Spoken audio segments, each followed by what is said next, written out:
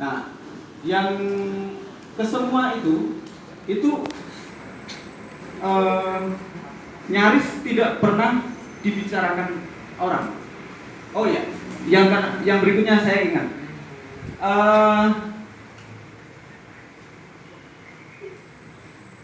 Orang yang mencari kebenaran sejarah itu dalam cerita-cerita setelah pembuatan film Senyap itu hidupnya berpindah-pindah.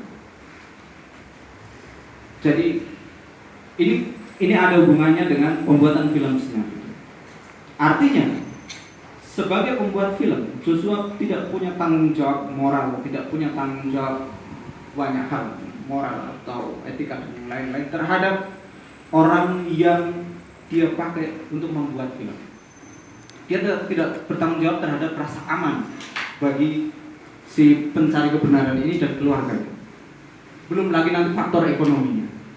Belum lagi dia terpisah dari saudara-saudaranya yang lain karena hidup berpindah-pindah dan dikejar pemuda Pancasila. Pada saat yang sama, siapa yang mendapatkan kredit paling besar dari film Senyap? Joshua Oppenheimer. Artinya, dengan mengorbankan banyak orang, Joshua mendapatkan keuntungan ekonomi, keuntungan simboliknya, keuntungan budayanya, dan yang lain-lain. Dia dapat proyek yang jauh lebih besar di luar, dan kemudian membuat proyek yang kira-kira sama lagi. Yang terakhir,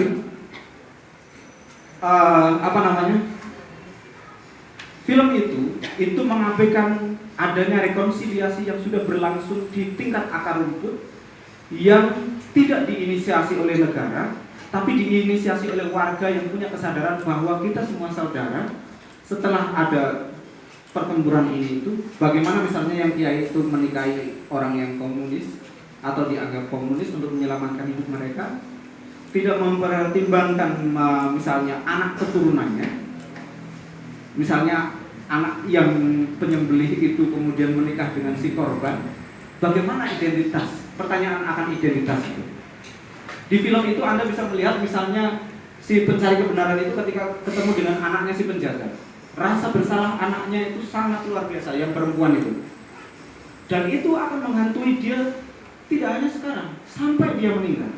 Bayangan bahwa orang tuanya kejam, dia dilahirkan sebagai anak seorang penjagal, dan itu akan terwariskan pada anaknya. Siapa yang bisa menanggung itu? Nah, itu menjadi basis bagi prakondisi akan IPT. Saya secara pribadi mendukung rekonsiliasi antara warga yang korban silakan mengaku bahwa mereka harus mencari kebenarannya. Yang penjagal juga harus mengakui, negara harus mengakui. Tapi itu tidak kalau berharap negara tidak akan pernah bisa melakukan itu sepanjang belum ada penguasa negara yang punya kesulitan untuk bisa mengatasi persoalan itu. Siapa bilang bahwa misalnya di mana? Di Afrika Selatan, kalau Anda baca bukunya tulisannya Arundhati Roy tadi, itu akan kelihatan bagaimana Nelson Mandela ketika dia menjadi presiden dan menjadi bapak bangsa di Afrika Selatan, dia menghabisi kelompok di Afrika Selatan, kelompok politik di Afrika Selatan yang betul-betul memperjuangkan nasib orang kulit hitam, dan itu karena sokongan dana besar dari Amerika. Nah, semua itu dipersiapkan bukan hanya dari produksi ilmu pengetahuannya, tapi juga filmnya, tapi juga riset yang dilakukan, yang macam-macam itu.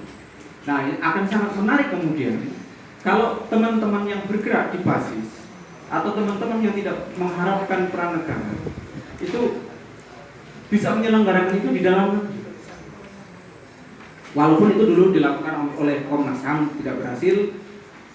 Kalau kita mau jujur, ada salah satu kelompok yang bekerja sangat keras dalam membangun rekonsiliasi di tengah akar rumput. Ada organisasi namanya Syarikat, Mas Imam Aziz. Nah, itu bekerja sangat keras. Dia dituduh PKI, dituduh apa, dan itu bekerja terus. Tapi dia tidak diundang di IPT. Itu persoalan besar. Karena orang yang tahu betul orang yang tahu betul proses rekonsiliasi itu berlangsung seperti apa tidak diundang. apa kepentingan. Nah, semua itu terbangun sistematis.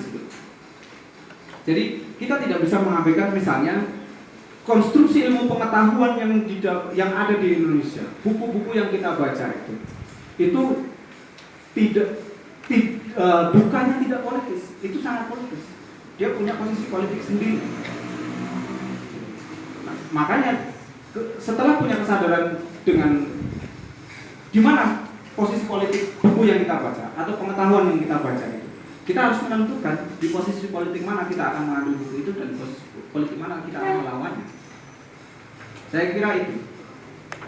Jadi Amerika punya instrumen yang sangat luar biasa untuk membangun itu karena didukung dana yang sangat besar, didukung lembaga internasional yang sangat kuat, dan didukung oleh komprador-kompradornya di dalam negeri. Dalam konteks misalnya, ini nanti akan menjawab pada teman yang tanya soal mahasiswa itu. Banyak sekali orang Indonesia yang disekolahkan Amerika dan di Eropa, tapi sangat sedikit orang yang kemudian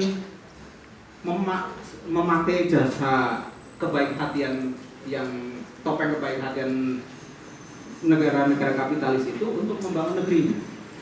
Tapi di Amerika Latin ada seorang tokoh atau ilmuwan politik namanya Andre Gunder Frank. Dia yang memelopori teori ketergantungan, yang sama Fernando Henrique Cardoso yang suatu hari kemudian dia menjadi presiden Brasil. Nah, Andre Gunder Frank itu salah satu Chicago Boys yang cemerlang. Dia sekolah di Universitas Chicago, tapi kemudian setelah pulang ke Amerika Latin, dia tahu desain Amerika lewat Universitas Chicago, bagaimana settingan ekonomi Amerika Serikat di Amerika Latin, dan kemudian membangun basis teori sendiri yang memperkuat basis perekonomian Amerika Latin. Itu yang membuat kenapa Amerika Latin kuat sampai sekarang. Itu. Setelah bisa terlepas dari rezim despotik yang didukung oleh Amerika sendiri. Di Indonesia, saya sangat sedikit menemukan orang yang seperti itu. Ada orang seperti Gus Dur Abdurrahman Wahid, tapi Gus Dur sangat beruntung, dia dulu ingin sekolah di Belanda dan tidak bisa sekolah di Belanda. Nah, tapi Gus Dur paham betul dengan politik ilmu pengetahuan seperti itu. Dia untungnya juga sekolah di Mesir dan di Irak, sehingga dia punya agenda politik ilmu pengetahuan sendiri, punya agenda terhadap bagaimana melakukan social engineering atau political engineering atau cultural engineering, baik di level NU maupun level Indonesia. Nah, tokoh sekali Gus Dur nggak ada. Siapa yang orang Harvard itu? Cak Nur, Arif Budiman, Amin Rais, itu brengsek semua. Oh iya, kasar. Tapi memang kasar, harus kasar. Brengsek. Itu ya. Kemudian pertanyaan berikutnya, apakah kapitalisme sudah ditafsirkan busuk oleh pengusaha atau memang dari awal sudah busuk?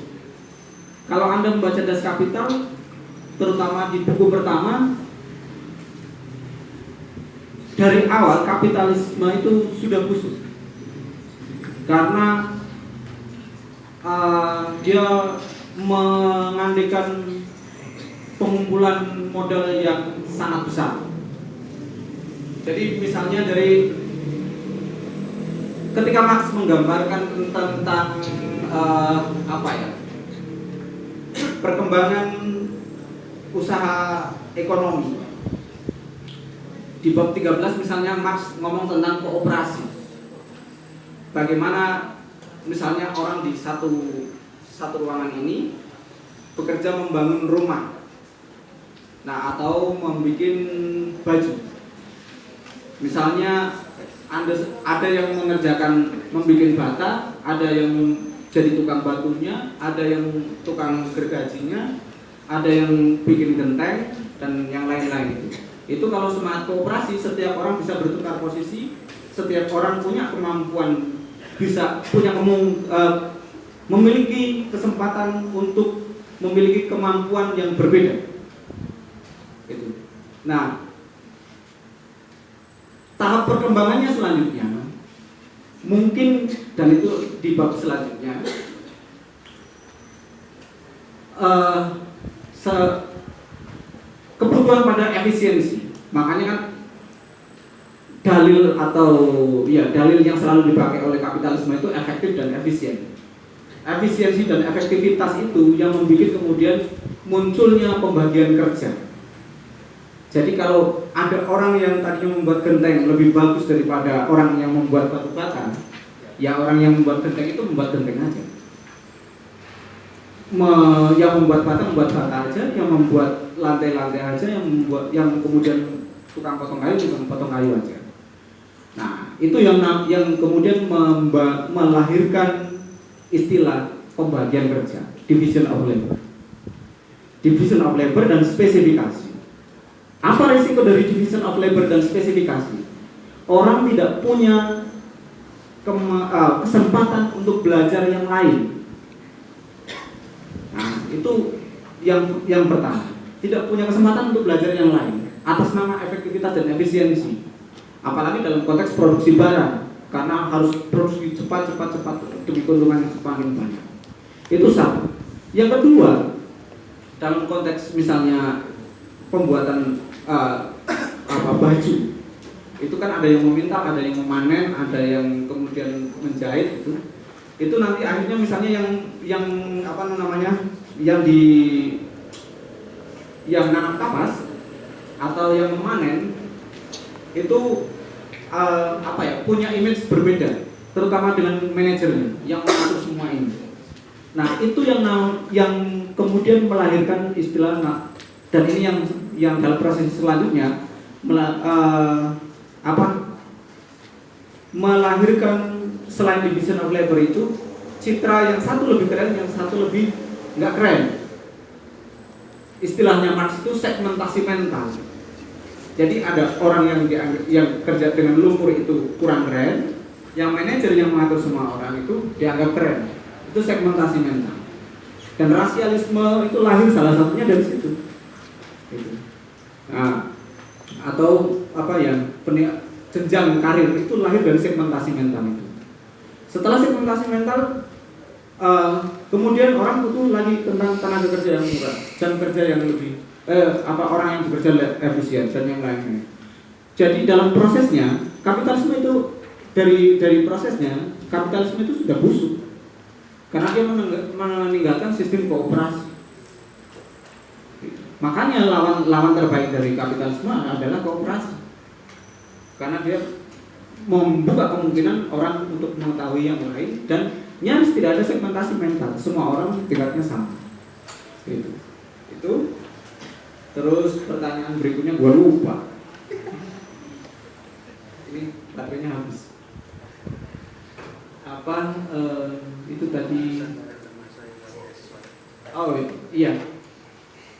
Gerakan mahasiswa yang dapat beasiswa atau dapat funding itu, kalau sekarang saya kira itu biasa. Yang menarik justru itu tantangan bagi teman-teman sekarang, bisa nggak membangun gerakan mahasiswa yang mandiri. Itu sangat menarik bagi saya. Saya di Jogja sama teman-teman itu membuat gerakan literasi Indonesia, itu semua orang, dan kami sudah di anggaran dasar dan anggaran rumah tangganya itu disebutkan anti funding, tidak menerima hibah. Yaitu tantangan. Kami tidak merasa kami paling jagoan, itu kesulitan, tapi itu bagian dari cara kami untuk bagaimana supaya mandiri. Saya misalnya ketemu teman Jerman, saya tidak menyebutkan namanya, dia datang melihat kegiatan kami dan kemudian oke, kami menarik, kami mau kok ngasih bantuan 1.000-2.000 euro untuk satu kegiatan. Oh tidak, makasih. Kalau punya nyali untuk seperti itu aja, itu menarik. Gitu. Nah, yang menarik lagi sebenarnya teman-teman mahasiswa itu sekarang itu punya satu keuntungan lebih daripada yang lain. Mahasiswa itu punya uang sekarang. Iya, dibandingkan dengan dulu misalnya. Kenapa sekarang punya uang? Karena monetisasi itu sudah merasuk jauh sekali. Jadi kalau zaman dulu orang bisa barter, orang bisa membeli dengan harga murah, yang lain-lain, karena posisi uang yang semakin sentral dalam kehidupan kita itu, membuat orang tidak bisa terpisah dari uang. Nah, dengan begitu kita semua itu punya uang. Hanya problemnya karena bangunan citra di sekeliling kita, citra kebutuhannya di sekeliling kita itu banyak, dan itulah kehebatan kapitalisme. Kita jadi tidak tahu mana skala prioritasnya. GLI itu dengan sistem koperasinya, dengan iurannya itu bisa berhasil karena itu. Saya melihat salah satu kelebihannya sekarang karena orang punya uang. Kalau hanya iuran 10.000 akan sangat bisa. Itu kalau 1 orang, kalau sampai 100 orang jadi nominal yang sangat menarik. Nah, yang dibutuhkan setelah Anda sadar bahwa Anda punya uang, Anda punya manajemen organisasi yang menarik, yang egaliter, yang punya kemampuan untuk melakukan kritik dan otokritik. Kalau itu dilakukan salah satunya oleh siapa? Kuba itu siapa? Hugo. Satunya Che Guevara. Oh, Che Guevara. Che Guevara itu strateginya dulu ketika dia membangun revolusi Kuba, dan Mao Zedong ketika dia membangun revolusi Cina itu hampir mirip. Mao Zedong di Vietnam, si Che Guevara di Kuba, mereka dengan membentuk kelompok kecil. Kalau di Che Guevara itu namanya Poco. Satu Poco itu sekitar 8 orang, 5-6 orang atau 8 orang saya lupa. Kalau yang di Cina itu 8 orang. Di satu kelompok kecil ini mereka melakukan kritik dan otokritik. Jadi dibiasakan dari awal itu saling terbuka, saling mengkritik. Tidak ada satu orang yang bisa mendominasi forum itu, sehingga keputusan diambil bersama. Nah, Che Guevara dan Mao Zedong bisa memperluas poco-poco ini ke berbagai wilayah. Dan itu yang saya kira yang harus dilakukan oleh teman-teman. Ya, kalau misalnya saya sama atau orang yang sudah tua itu nggak bisa diharapkan. Itu satu. Yang kedua, ini tantangan dari Pramudia Anantatur. Kalau Anda lihat di film YouTube-nya itu, di wawancara-wawancaranya itu, Pram itu ngomong dengan sangat percaya diri kalau mahasiswa Indonesia terjadi revolusi, tinggalkan bangku kuliah selama 2 tahun. 2 tahun. 2 tahun. Nggak usah kuliah, bergerak terus. Itu Indonesia revolusi terjadi. Dan saya yakin itu akan terjadi kalau 2 tahun. Paling-paling Anda di DO dan pindah kuliah lagi kan? Atau seperti saya yang sekolah pergerakan. Iya, tapi itu pertarungan yang sangat menarik yang ditawarkan oleh Pramudia. Hanya saja produksi ilmu pengetahuan yang sudah dibangun oleh kekuatan kapitalis itu membuat kita itu tidak bisa melepaskan diri dari itu. Sehingga berpikir berhenti kuliah saja orang nggak bisa. Itu. Dan itu menarik kan? Itu kemenangan kapitalisme di situ. Karena saya sadar makanya saya berhenti. Wah, ini provokasi tenan nih. Jadi itu. Yang kedua misalnya dapat beasiswa dari Jarum Foundation, terus bisa nggak sambil bergerak, sangat bisa. Itu tadi syaratnya kalau kita punya kritik dan otokritik tersendiri. Karena sudah ada contohnya, misalnya ada satu teman yang kuliah pakai beasiswa dari Eropa, beasiswa yang sangat besar, tapi kerjanya mengorganisir rakyat, mengorganisir teman-teman, dan itu dia sangat luar biasa. Ada juga teman-teman yang lain yang seperti itu. Artinya beasiswa itu sekarang kalau Anda bisa memainkannya itu sangat menarik. Yang dibutuhkan hanya kalau sudah kayak begitu tuh kekuatan moral dan kejujuran. Itu yang nyaris tidak ada di masa sekarang. Apa susahnya kita harus jujur ketika menerima funding? Iya, diakui. Tapi pada saat yang sama bagaimana caranya bisa kontributif terhadap masyarakat? Saya kira itu ya. Ada tadi pertanyaan ketinggalan. Oh ya, yang smelter itu. Apa ya? Kalau saya tidak percaya itu smelter itu. Anda bayangkan di eranya Habibie, ini di wilayah yang lain. Sejak Habibie dipanggil pulang ke Indonesia dan dia diminta untuk membangun basis teknologi yang kuat, Habibie itu menyekolahkan 4.000 orang di bidang aeronautika. Dan di tahun 90-an teknologi aeronautika Indonesia itu tidak kalah dengan perusahaan-perusahaan penerbangan besar atau perusahaan-perusahaan pesawat besar di dunia. Problemnya cuma satu, Indonesia itu di bawah kendali Amerika atau di bawah kendali Eropa, sehingga tidak bisa diberi kemungkinan atau diberi kesempatan untuk membangun basis teknologi yang bisa sejajar. Itu yang membuat ketika reformasi dan Soeharto turun, PTDI itu dulu dijual, di swastanisasi, itu diprivatisasi. 4.000 orang itu tidak tahu harus nyari kerjaan mana. Akhirnya mereka pergi keluar.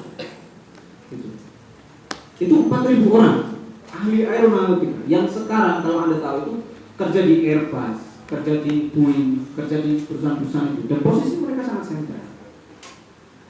Nah, di titik ini kita kalah ketika belajar, ketika harus mengorganisasikan orang kita yang hebat. Gitu. Kalau di aeronautika aja ada 4.000 orang, pegawai Freeport itu ada berapa? Seluruh orang kita itu sudah mampu untuk mengolah itu satu. Yang kedua, tanpa smelter, kalau misalnya kita berani langsung pemplang itu dikelola sendiri, tanpa smelter itu sudah jadi emas. Pertambangan emas tradisional itu sampai sekarang juga menghasilkan emas banyak kan? Tanpa smelter. Iya. Makanya itu dari mana Anda harus percaya soal penggunaan smelter? Saya nggak habis pikir itu. Dulu ketika Martin Natalegawa itu Menteri Luar Negeri yang kemarin itu, dia ngomong soal diaspora Indonesia, bagaimana menyatukan orang-orang Indonesia yang di luar negeri supaya bisa membangun Indonesia. Dia ngomong di forum itu bagi saya pernyataan yang sangat tolol. Itu Menteri Luar Negeri, karena dia lulus HI, saya enggak. Kenapa saya bilang sangat tolol? Anda tahu kemajuan Cina setelah revolusi kebudayaan. Jadi di era Mao Zedong, Cina meluncurkan revolusi kebudayaan. Itu by design yang sangat indah. Saya sangat menyukai Cina dan belajar banyak tentang Cina. Jadi mereka meluncurkan revolusi kebudayaan. Mao Zedong dan Zhou Enlai itu sudah begitu ada sekelompok orang yang tidak sepakat dengan revolusi kebudayaan. Tapi bagaimana caranya mereka yang cemerlang ini tetap bisa hidup dan bisa dipakai suatu hari. Revolusi kebudayaan itu diluncurkan, orang-orang ini diberi waktu untuk keluar negeri, tinggal di luar negeri. Sebelumnya secara intensional dijadikan intelijen. Nah, keluar, mereka akan dipakai suatu hari. Sampai kemudian si Mao Zedong meninggal, Deng Xiaoping berkuasa. Begitu Deng Xiaoping berkuasa, dia meluncurkan kebijakan politik pintu terbuka dan menyekolahkan banyak sekali orang Cina di luar negeri. Nah, ketika dia menyekolahkan orang Cina di luar negeri, dari pertama tahun 78 hanya 30 orang, sampai sekarang di seluruh dunia itu mahasiswa paling banyak yang tersebar di seluruh dunia itu Cina.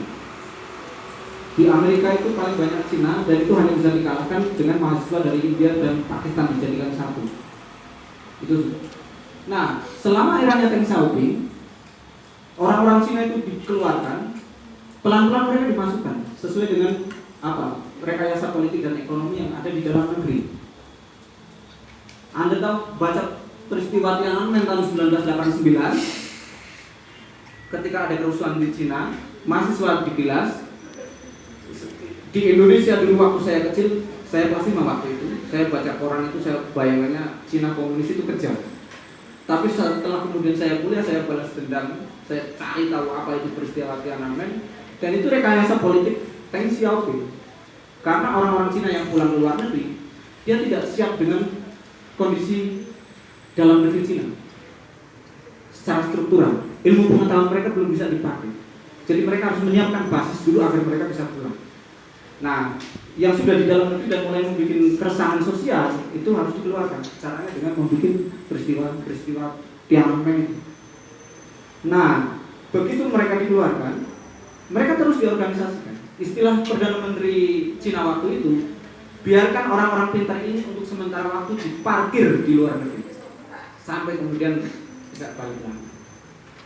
Mulai tahun 90-an mereka diminta pulang perlahan, dan itu mereka memakai diaspora Cina dan itu diorganisasikan dengan baik. Artinya pernyataan Martin Natalegawa yang dulu dibilang itu diaspora Indonesia yang sekarang lenyap entah kemana itu sudah ketinggalan zaman. Kita harus punya metode pengorganisasian sumber daya Indonesia yang canggih di luar negeri itu, yang tidak bisa dibaca oleh kelompok-kelompok hegemon. Kalau itu bisa dilakukan, ini menarik. Ya, saya kira itu. Terima kasih.